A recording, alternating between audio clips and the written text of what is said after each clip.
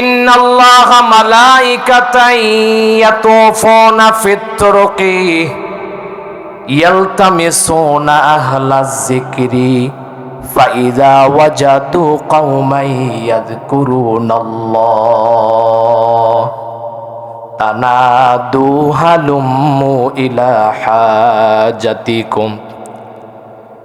নবীজি বলছেন, আমার আল্লাহ রাব্বুল আলামিনের পক্ষ থেকে একদল ফেরেশতা আছে যারা রাস্তায় দাঁড়িয়ে থাকে আর তারা লক্ষ্য করে তাকায়া দেখে কোন জায়গায় কোরআনের কথা হয়, কোন জায়গায় দ্বীনি মাজলিস হয়, ওইগুলো তারা পর্যবেক্ষণ করে।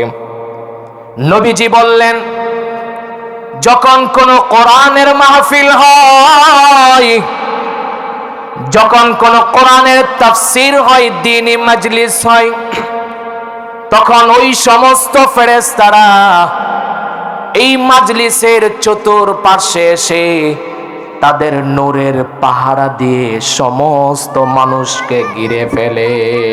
সুবহানাল্লাহ।